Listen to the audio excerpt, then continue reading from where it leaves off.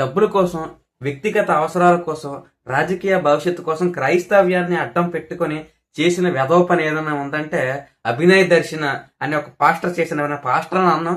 ఎందుకంటే క్రైస్తవ సంఘం ఆయన ఒప్పుకోవట్లేదు. ఈరోజు ఒక ఫేక్ పాస్టర్ అని చెప్తుంది. అంత దారుణమైన పని చేశాడు.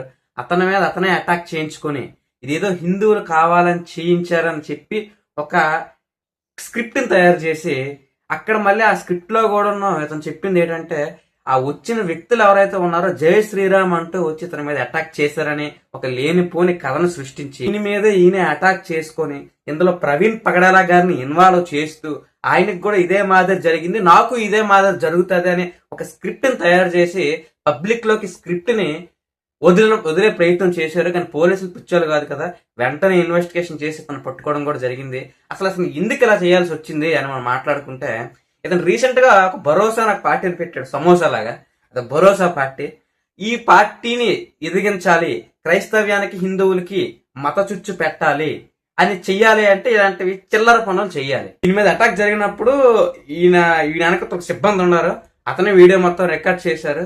అంటే ఈయన వెంటనే వెళ్తూ పొదల్లోకి తీసుకెళ్లిపోయారు కార్ని. అంటే కార్ డోర్ కూడా లాక్ చేయకుండా నేను డ్రైవ్ చేస్తుంటారు. ఈయన వెంటనే లాగి చిన్న చిన్న దెబ్బలు కొట్టి వదిలేసి చొక్కా గట్టాన్ని షర్ట్ గట్టాన్ని చింపేసి ఒక మూల పడేసి వెళ్ళిపోయారు. మళ్ళీ వచ్చారు, మళ్ళీ ఊరోళ్ళు వచ్చాక మళ్ళీ పారిపోయారు, మళ్ళీ వచ్చారు, మళ్ళీ పారిపోయారు. మరస్ట్ రోజు ఉదయం సమ్ టైమ్స్ లో ఈయన తీసుకెళ్లి హాస్పిటల్ అడ్మిట్ చేశారు.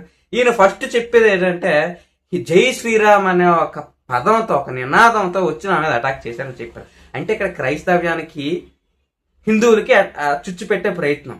రెండో ఆ లోకల్ ఎమ్మెల్యే నా మీద అటాక్ చేయించాడని చెప్పి రాజకీయంగా ఎదిగే ప్రయత్నం.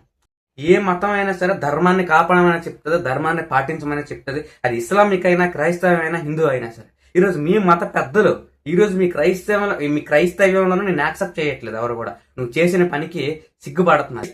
ఇప్పుడు కూడా మనం ఒక మతాన్ని వ్యతిరేకించట్లేదు. క్రైస్తవంలో విజయరెడ్డి పాస్టర్ గారు ఒక ఆయన ఉంటారు, ఆయన సబ్జెక్టే వేరు. ఈ అందరితో పోల్చుకుంటే ఆయనకున్నే క్యారెక్టరే వేరు. ఇప్పుడు ఒక హిందూ అయినా సరే నేను ఆయన వీడియోస్ చూస్తూ ఉంటాను డైలీగా. సమ్ టైమ్స్ ఆయన పెట్టిన ప్రతిసారి నేను చూస్తూ ఉంటాను. ఎందుకంటే ఇక్కడ మనం ఎక్కడ కూడా మతాన్ని వ్యతిరేకించట్లేదు, వ్యక్తి చేసే పనులు మాత్రమే చూపిస్తూ ఉన్నాం.